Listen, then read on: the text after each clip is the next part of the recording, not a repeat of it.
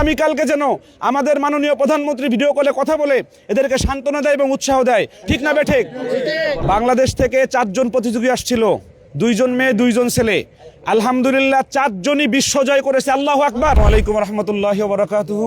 মানে কোরআন প্রতিযোগিতার ইতিহাসের শ্রেষ্ঠ বিজয় হয়েছে বাইতুল্লাহ আজকে। আলহামদুলিল্লাহ, সবাই বলে আলহামদুলিল্লাহ। বাংলাদেশ থেকে 4 জন প্রতিযোগী আসছিল, 2 জন মেয়ে 2 জন ছেলে। আলহামদুলিল্লাহ 4 জনই বিশ্বজয় করেছে। আল্লাহু আকবার। এটা বাংলাদেশের জন্য চূড়ান্ত গর্বের। আমরা এই বাইতুল্লাহ বসে আমি একটা দাবি জানাতে চাই আমাদের মাননীয় প্রধানমন্ত্রীর কাছে। আমরা 1 সপ্তাহ আগে দেখেছি টেস্টে একটা ম্যাচ জেতার কারণে উনি ভিডিও কলে সরাসরি কথা বলেছেন প্লেয়ারদের সঙ্গে। আমরা এই বাইতুল্লাহ থেকে আমরা একটা দাবি জানাতে চাই প্রধানমন্ত্রীর কাছে। ঠিক না বেঠিক?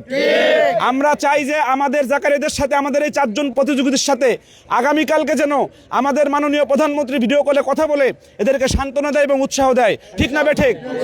আপনারা কে কে চান ইনশাআল্লাহ? আর প্রবাসী বাঙালি ভাইরা আপনারা সবাই খুশি না বেজার? আমাদের প্রবাসী বাঙালি ভাইদের পক্ষ থেকে একজনে একটু দাবি জানাবেন আমাদের প্রধানমন্ত্রীর কাছে ইনশাআল্লাহ। আসসালামু আলাইকুম রহমতুল্লাহ।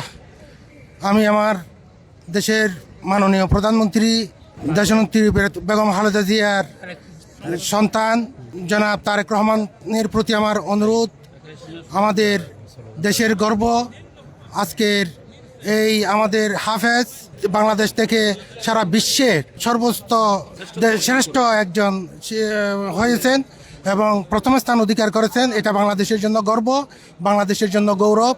আপনি এদেরকে উৎসাহিত করবেন এবং সহযোগিতা করবেন, এটাই আমরা আমাদের প্রবাসীর পক্ষ থেকে অনুরোধ জানাচ্ছি। আসসালামু আলাইকুম রহমতুল্লাহ।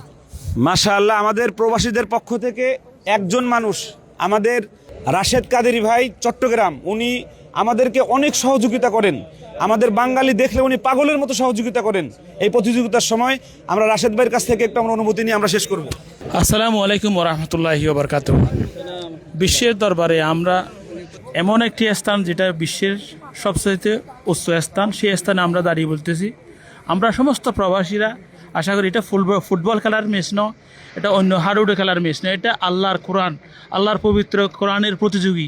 এটা যা আল্লাহ পাক যাকে ক্ষমতা এবং যার প্রতি সহনশীল হয় তার এলেমে এগুলি, তার দিলে এগুলি সংরক্ষণ করা যায়।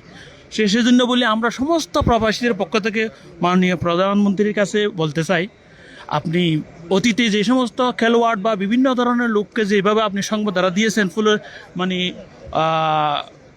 ভিডিও কলে কথা বলেছেন, এ সমস্ত এখানের চাইতে আমরা মনে করি, প্রবাসীরা মনে করি, সৌদি আরবের যে এখন আন্তর্জাতিক প্রতিযোগিতায় যে প্রথম স্থান করেছে, বাংলাদেশের পতাকাকে বিশ্বের দরবারে যে উজ্জ্বল করেছে, তাকে সংবর্ধনা দিতে পারেন, তার সাথে ভিডিও কল করতে পারেন, তাহলে আমরা আরও আপনার কাছ থেকে এগুলি পেয়ে আমরা আপনার কাছ থেকে অনেক কিছু পেয়েছি সেটা মনে করবো। আমরা প্রবাসীদের পক্ষ থেকে সেই কথাটা আপনার কাছে যেভাবে হোক, যে কিছুর বিনিময়ে হোক আপনার কাছে পৌঁছাতে চাই। আমিন আমিন আমিন ইনশাআল্লাহ।